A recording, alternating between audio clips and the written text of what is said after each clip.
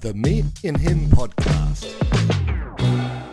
Well, here we are again at the Me&Him podcast. How are you, Dad? I'm pretty cool, thanks, now that we've fixed my electronic problems. Oh, yes, we've had some fun and games once again with the setting of speakers and microphone levels. Always interesting when you're working remotely with an 80-year-old. I'm not saying you're not technically, you're not a Luddite, Dad. You actually are pretty good with this stuff, but we sometimes have our challenges, but here we are. I'm glad we got it working. Well, my problem, son, is, when I encounter these difficulties, I can't find the 5-year-old who can fix it for me. Yeah, they're all digital natives, right? We're the tourists.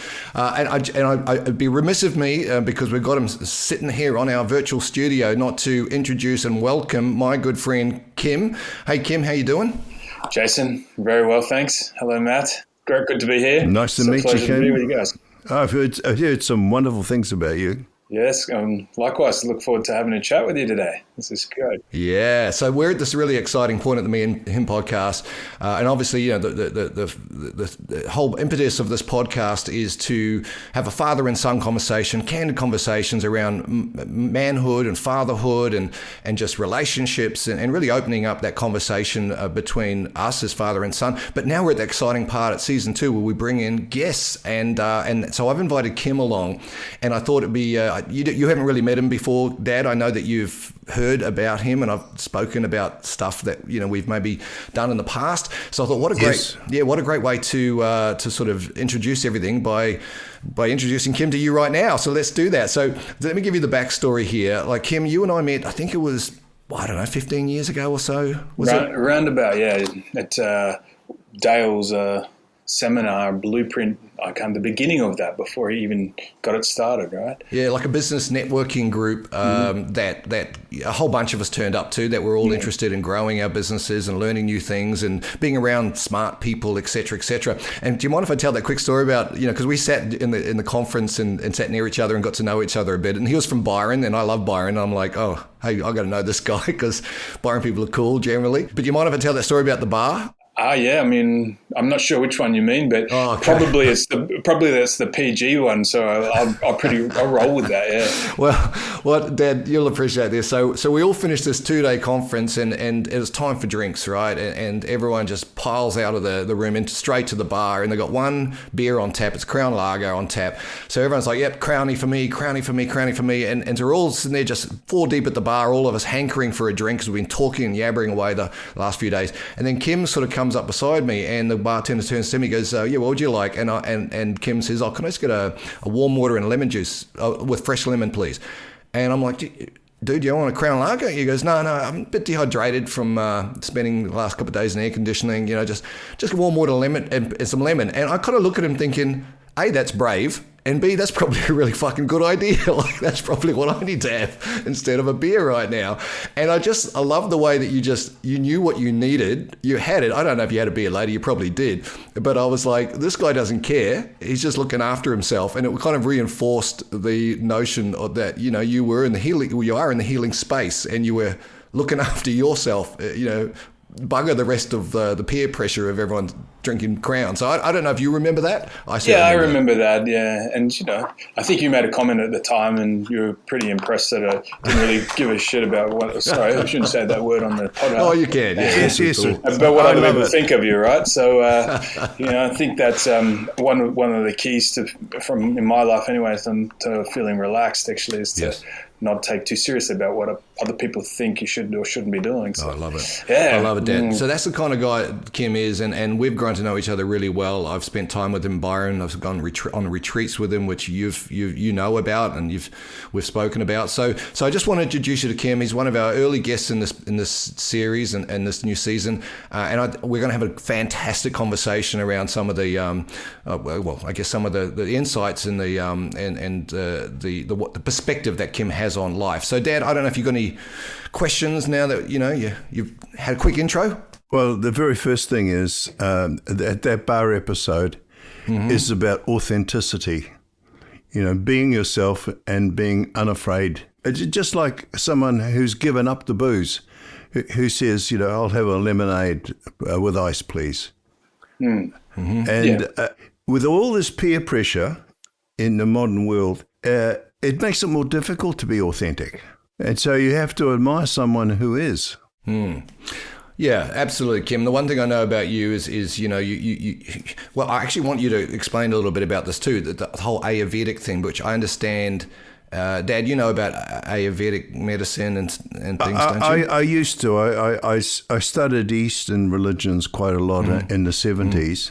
But, I've got old and forgetful, so it would be nice to have a reminder. Yeah, Kim, why don't you give Dad just a synopsis of what you do and maybe how you got into it too? Yeah, sure. Well, just to kind of double back on the point you made, and Ayurveda is the science of awareness. That's from the Indian perspective, way back thousands of years ago. It's one of the modalities that I've studied extensively. It's not the only one, but obviously the science of awareness comes back to quite a sort of profound look at the individual, our own journey as spiritual beings in having a human experience, and having awareness of what's going on for us. And one of the tenets of having awareness is you connect with your own inner essence, and when you have that, there's a satisfaction in that allows you to not feel a concern for perhaps the other judgment of others or the peer pressure, because at a deeper level, we can feel complete just in the moment, having that connection to our own sort of inner nature. So, the philosophy behind Ayurveda really extends into very common yoga philosophy and things now, which is, really about developing that to an even further degree. So Can I ask you a quick question? Sure. Would it be fair to say that in a generic way, that's living in the present? Yeah, in a very simplified way, that's very much about that. And obviously living in the present, that's the only place we can really live, because that's it, isn't it? That's the moment we got. And this is the moment we got now. But obviously there's time when we got to project into the future and plan things, intend things, and we got to reflect on the past. But most of the time's got to be here. Mm-hmm. Yeah, and I guess within that, one of the access points to the present moment is what you're feeling, what your body is experiencing, right? Because it's your senses. And what, the bar episode, for example, you were sensing that you were dehydrated, that your body needed to be replenished with fluid. And most of us are thinking, hey, I've just finished this conference. I need to get a beer to take the edge off, which is maybe more of a cerebral reward.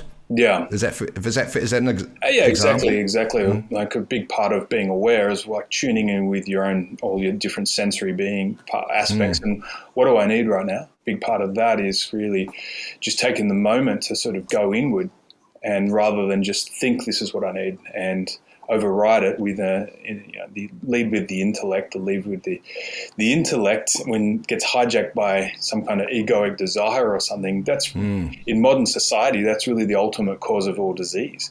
Because then we go on to making decisions which is eat the wrong thing, drink the wrong thing, do the wrong thing, abuse our senses and abuse our own experience at such a high level repeatedly, because we haven't got any reflection, any kind of feedback loop that tells us that we're actually damaging ourselves because we're not checking in internally.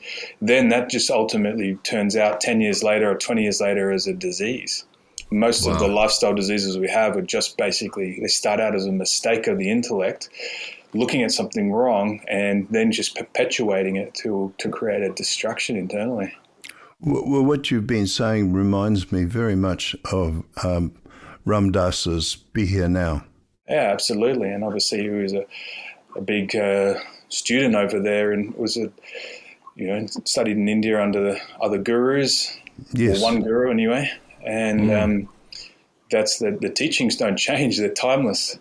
And they all teach the same thing in essence, with different a different phraseology or a different flavor, or dress it up, but it is the same essence, isn't it? Which is, great that we can study that, learn it, but embody it, and then it becomes who you are as well. Hey, just before we move into, I guess, more subject matter, I wouldn't mind understanding, or maybe explaining to Dad too, what you currently are doing. Obviously, I've mentioned you live in Byron. How did you end up in Byron, and what are you doing there currently, also for the listeners? Well, Byron Bay, east coast of Australia, it's just the perfect climate for me.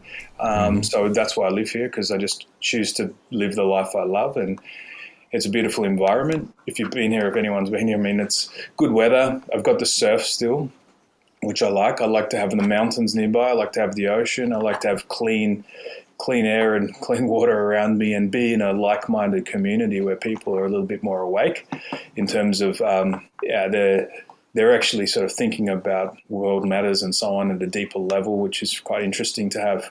There's a community solidarity around issues of importance, which is good. So, but on the other hand, on just a purely kind of hedonistic level, you've got musicians coming through, you've got festivals, you've got other things which can be very entertaining in a small town of about 15,000 people, but without the busyness of a city that's 500 or 1 million or 2 million big. And so we get the best of both worlds. That's why I live here.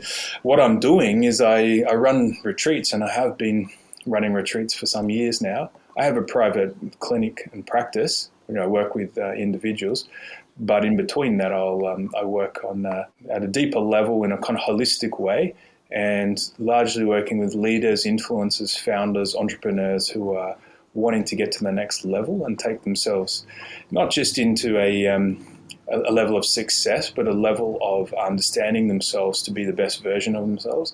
And that's usually, a blockage around some aspect in their relationship, some aspect in their financials, or some aspect of their fulfillment in life, or around their fitness and health, or around their social structure and what's going on there. So we're kind of working through and creating a plan and taking them through a process and a system that I've developed to help them move past egos and blocks and issues that are holding them back and come into their best potential. So I love doing that, and I tend to travel around and do that in different locations as well. A lot of time in Asia. Bali's come back onto the radar, so I'll be over there a couple of times this year and going again next month to run these retreats. So that's kind of what I'm doing.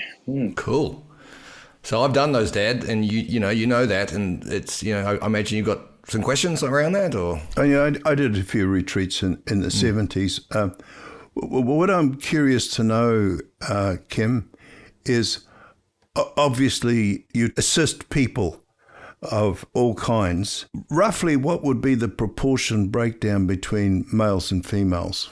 Well, right now the proportion's 50% because I've chosen to work with couples, and I find like the couple dynamic, because I've been working with leaders, influencers, founders, entrepreneurs. Now, majority of them were male because of that was a rapport was there at the start with other males who were struggling, and they were more tending to be the breadwinners. But however, it turns out that a lot of the problems were relationship oriented, and a lot of their issues were holding them back. This is going to set us up for our topic, mate. So that's right. Good question. And the dynamics in their relationship were really, they might have been very successful financially and they know how to drive that. Then they'd go home and run their family like a business, and the communication was terrible, the intimacy was terrible, their vitality was terrible because they just tend to burn the candle at both ends and in the middle.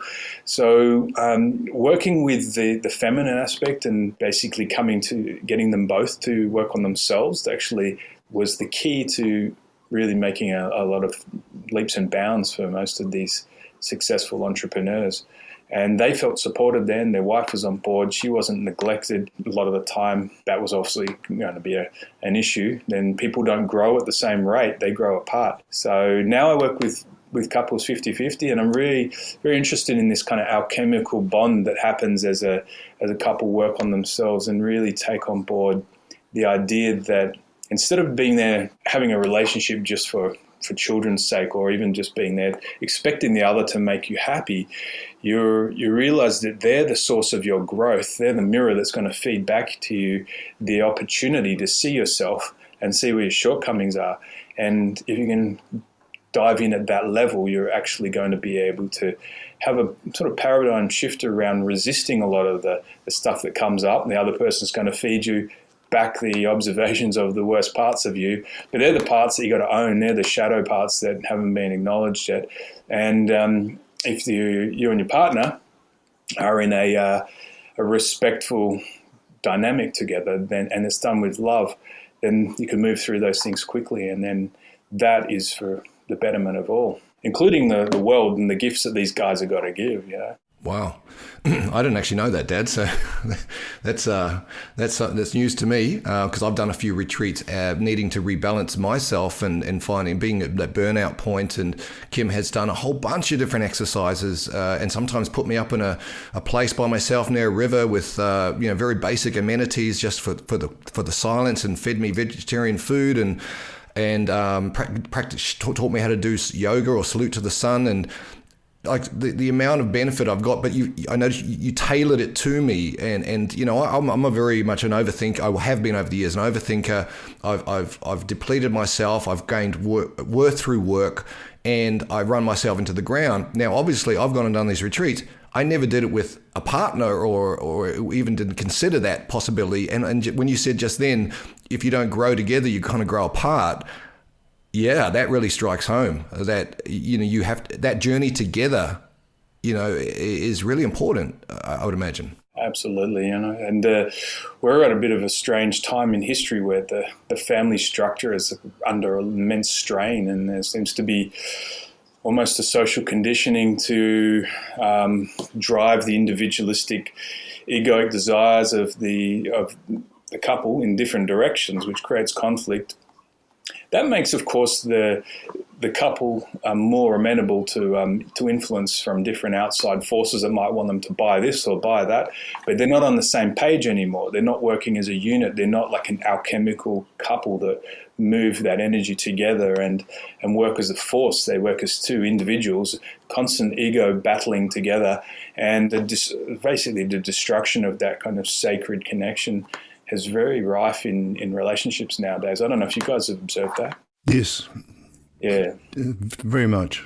Well, look, I tell you what, I mean, that's a really lovely way to lay a foundation to the conversation yet to come. The reality is that this is a podcast that is orientated towards men, towards fathers, towards sons, towards granddads. And obviously, that's because we can speak with some authority, because that's who Dad and I both are. But to be able to understand the how relationships, the vital nature of relationships, and how we learn about ourselves through relationships and how to move relationships forward, it offers so much additional quality of life and so much life experience. So why don't we jump into that topic specifically right now? Yeah, sure. Kim, you and I were speaking, over the last couple of weeks, and I had the pleasure of you, staying over here with your friend and your family, just a couple of weeks ago, and we talked a bit through this. And obviously, what I'm interested in for this season is looking at the role of men in the modern world and the complexities of it, and without trying to make it sound like we've got it really tough and all the rest of it, but just like there is complexities for the female species, there's complexities for the male species, and it's different and it's nuanced, and the more we talk about it and have open conversations, the more likely we can shine sunlight into these sort of dark corners and sort of work out what's sometimes going on in our own brains, right? Because it can be quite confusing. So we talked a bit about that, but we also, what you've just laid down then is that role of relationships as well, and how they serve as a sort of a stage gate for us to take that next step in our own evolution, I guess, to some degree. So I really would love to dive a bit deeper into relationships per se, and how they can either help or hurt us, and how to manage that, and what you've seen when you're treating people, and the kind of questions you ask. And I don't know, I mean, it's quite broad, I understand that, but I do think that the majority of people who will end up listening to this podcast have had amazing relationships where they've surged forward, and have had terrible relationships which have really hurt them and cost them. And is there a better way, and how does that relate to our own sense of self, and how can we make it work for us, I guess, is part of the question. So there's lots there. Yeah, maybe. Yeah, absolutely. Do you want to sort of, maybe we'll start with just, where do you see men right now in facing up to the complex modern world with AI and the changing nature of the workplace and women's empowerment? Where do you see men right now? Well, I think the majority of men are in a very difficult space and suffering a lot. and largely because they've been conditioned to become addicts. And there's technology as the main one, where we're distracted from ourselves, we're distracted from present time, where our focus is lost. And one of the main attributes of a masculine energy being in power is to be able to focus and create something, and that's being robbed from us. I'm not saying that we don't have the capacity to counterbalance that, but it's very difficult. So basically, men are feeling disconnected, and on so many levels. They're disconnected in their relationships, in their friendships, because of the way of relating's become so much faster now. We've got most of our relating's online and not in the sense that maybe it used to be. And be interested to hear Matt's perspective on how back in the day, the social groups that basically just sustained men in a way that had that camaraderie, the brotherhood, without having to actually talk and they did stuff together, and that created a support structure. Now it's a little bit different. Men are very much, very time poor. They're really driven, and they're still trying to provide, but the support they might get in their family structure is not there in the same way. And the connection that they might have otherwise got, like a loving connection that gives them the reason to actually go out in the world and create something of value, to provide. They're always wanting to provide and protect their families. That's under challenge because they're not necessarily able to do it in an effective way. The economies are set up in such a structure that men are a lot of the time on the brink of feeling like they can't cope. So the very foundation of their manhood's challenged on that level. And in terms of being able to protect and do that as a sort of real basic primal masculine need, they're quite often protecting themselves from their woman who's attacking them for not being able to produce the results that they're supposed to produce, because society's encouraging them to be doing better, and this idea of hypergamy and women always wanting to have more and having some kind of level of more material success, which again is disconnection from the real growth of who we are as humans. As we're on a spiritual path to actually evolve in our consciousness, and the mistake we're making as humans is to think that we have to grow in a material sense. So that mistake is there very much in society at the moment. And as we continue to attach to where are the material gains, men feel disconnected, they feel devalued, they feel exasperated and disheartened, and they turn to where they might get some connection, which would be the obvious place with women, and they can't connect. The women aren't in touch with their intuition, with their hearts. They're disconnected in another form. So that nourishment that comes back to make a man, that fuels him to go, let's drive and make this world a better place. They don't have that. They don't have that support. So I see a lot of the time when someone's disconnected, let's say the shadow side of that is addiction. They'll go to whatever can take them out of the misery and the suffering of feeling the angst of not having a spiritual connection. It's just to take alcohol, take drugs, take vapes, whatever it is, sex, porn, all of these stuff, just overthinking and analysing and stuff, which is as well for those who is an addictive pattern. I mean, it's just social media for the general pattern in everybody's case. But most of those are applying to one man or another at some point. And I really look at the antidote to that addiction as connection. Wow. Ooh, that's a lot there. I asked a broad question and you gave me a very deep and considered answer. Dad, you no doubt, I could see you just absorbing that through our virtual studio here. What does that bring up for you? First of all, it's wisdom, and I really admire it. Second, you're introducing concepts that men in their ego-driven desire to achieve, thinking that's the only measure that's necessary to keep the family alive, completely miss out on.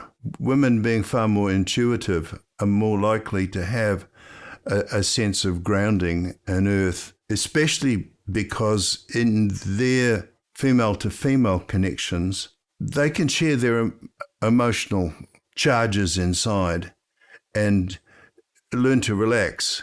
Men have been taught to bottle up their emotions, and it's a very destructive force ultimately. Absolutely. And part of this is this move towards more open sharing. So, I'm currently in the process of setting up a men's table up here in Port Macquarie. There's men's circles that are happening. There are men's sheds that Dad and I have talked about. There's lots of stuff been going on to get men communicating again. But I think it was brought up just a little bit earlier in this podcast and about men, who used to go, I think Kim, you said it, about go out and just be next to other men, doing things together, having that sort of bond, having that community. Yeah. That's not only has that fallen away, but then we can't rely on being fed, through that nurturing process from potentially a loving partner who was gave us a reason to go out and do all these wonderful things. So that's not there. And then you said the most poignant thing of all, which is addiction is caused by a lack of connection. So we find connection through a substance or maybe an activity, gambling, porn, wine, whatever it is, as a replacement, as a very, very poor replacement for feeling that fulfillment that we maybe used to get just through very natural means. So it's I think you hit the nail on the head. How do you approach that? I mean, when you work, how do you start to unpack and peel away the layers of, I guess, trauma and in a way it's a coping mechanism, isn't it? It's not it's not necessarily a bad thing. It's helping you move forward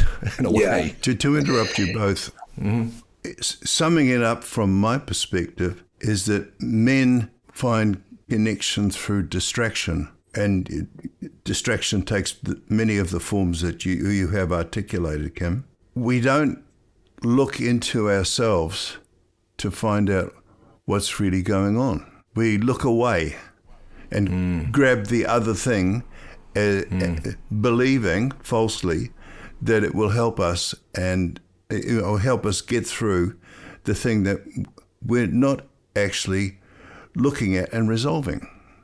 Yeah, it's a very common thing to just externalize our focus, and there's no answers ultimately in the outside world for this problem.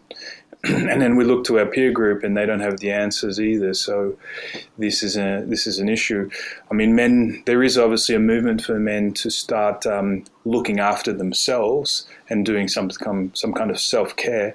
And I think there's a positive in that begins with when you focus on your own well-being, then naturally there starts to be a reflective aspect of what goes on in that. Okay, so you start to do some workouts and exercise, then you start to think, okay, there's an awareness around, I feel good when I do that, and when I don't, I'm not. So the awareness is the beginning point of everything, isn't it? And absolutely. And taking that a bit further, then you start to maybe go into looking at the basics of what it means to feel vital again, because realize when you start to move the body and you start to do stuff and you feel a bit better, well, how have I been that's made me feel lousy? And this is kind of the beginning point again. Well, the basics of feeling vital are basically breathing, learning how to breathe properly. And that will come naturally with exercise, but movements like Wim Hof and stuff, which are all based on the yogic traditions that he studied, are about breathing techniques which can allow men to feel empowered to overcome some of the limitations they might have. In his case, it's getting over the cold, getting into ice baths, etc. I don't want to sort of steer off in that direction, but coming back to the four things which really allow us to be more vital, and is a good starting point for men to recover themselves. The second is basically what you eat, whatever you consume, eat and drink. So whatever you put into your body, if it's got some level of toxicity to it, then it's going to have a residue of unpleasantness that will make you feel a little bit out of sorts, a bit irritated, a bit uncomfortable. If you're having things which are full of processed stuff, which is really everywhere in most of the food we eat, and a lot of the things, or the substances that we take in, which will just make you feel not so good. So that perpetuates almost a dopamine need to have more of the stuff that makes you feel satisfied through an easy kind of quick fix, or some kind of sugar or something that's out of balance. So managing what you consume is super important. As a starting point, even if you haven't been able to resolve the external issue. Thirdly, sleep. I mean, sleep is just so profoundly important to have good rest then you start to feel patient again. You start to feel you've got a different perspective and more spaciousness inside your own consciousness to be able to engage and reflect on things. And then in a moment when you're relaxed and calm, and the sun's just pouring through the window and making you feel more relaxed, you start to naturally reflect on your dilemma and start to look at it. And I think we don't have space and time to do that, where a lot of men are just driven, and then they're not rested, and they're not vital, so they just smash another coffee to try and get the energy to become more focused, when in actual fact rejuvenation would be the key to their well-being in that place. And the well-being will come out of having deep rest. And sometimes it's just not like just to sleep, it's actually taking a moment to just be still, to sit in nature, to have that break and let the mind settle down away from screens, away from stimulation, away from people texting you, ringing you. And that in itself will just be a recharge. Okay. So, because in that space, you then can connect with who you are without all the input from outside. And fourth, on top of that, is how you think and how you look at situations, how you reframe it in terms of your mind. Because obviously whatever you focus on is going to expand in your reality. And if we focus on the lack of, which is, say, the lack of connection in my life, or the fact that you're feeling alone, or just for a lot of men, lack of money, all the things that aren't working, the destruction in the world, the corruption in the world, all of that stuff is there. The fear-mongering that goes on, the division that happens, all of that's there in a way to keep us off our game.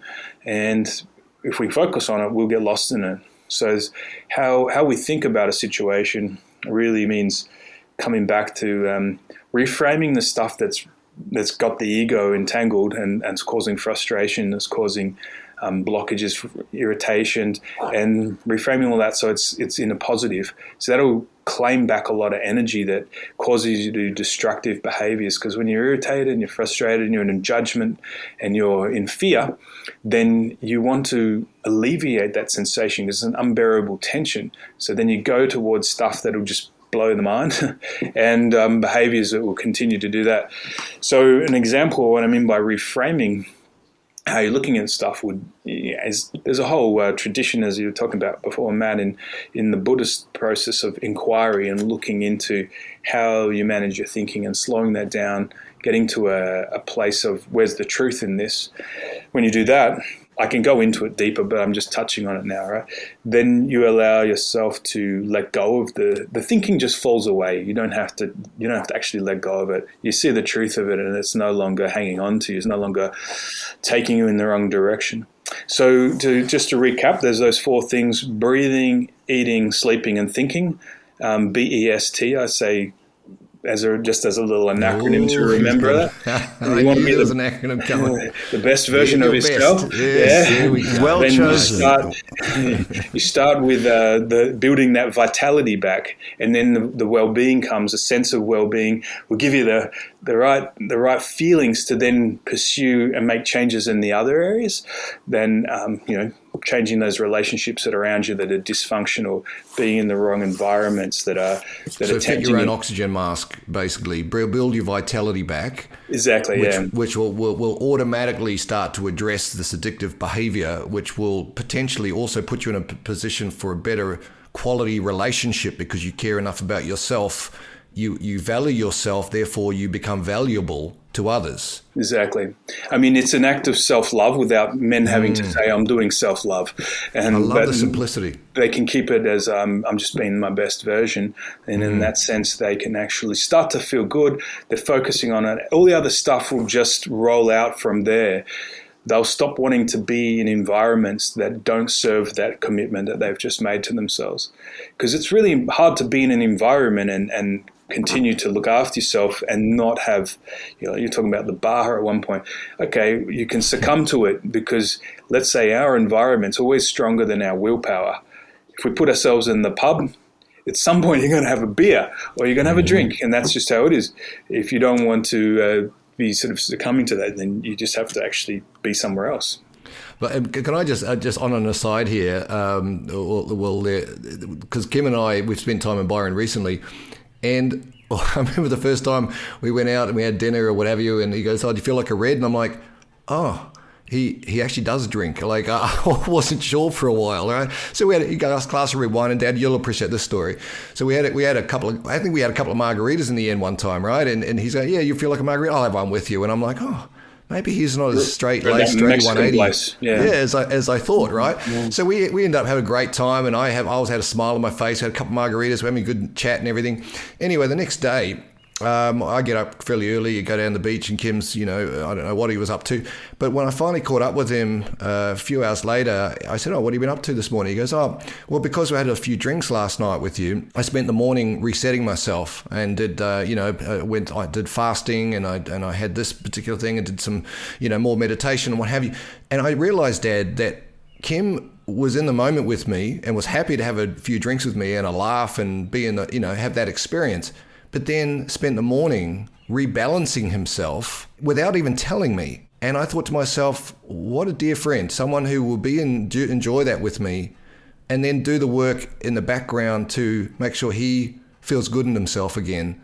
And I'm thinking I probably should have done that as well. But I just thought it was kind of special, mate. I don't know, I think I mentioned to you before, Kim, but it's just an example again of that self-care routine, right? Yeah, you be in the moment, have some fun, but then go back and balance yourself out. Yeah, absolutely. Look, I mean, I'm a big advocate of moderation, including moderation itself. Sometimes it's called for to have a bit of a splurge when you're connecting, and the rapport point in that case for you, because you wanted to do that. I wanted to meet you in that place, and let's see where that goes, because good stuff comes out of that if we're they're on the same level. If I'd been sitting back and going, and you're in a different vibration, we wouldn't have been able to ride that journey. That's true. But yeah, at the same time, there's a consequence to everything you do, and my consequence would have been different to you, because I don't typically drink regularly, so I needed to put in a little bit more effort to go, all right, now I need to get back to my own center of who I am, and that maybe took a bit more effort than what you were used to, yeah. I still did my meditation, I've got to say. Went for a swim in the morning and drank some water. So I ticked a few boxes there. Look, I mean, that's Dad. He's unpacked a bunch of stuff there, being at your best, the B.E.S.T acronym.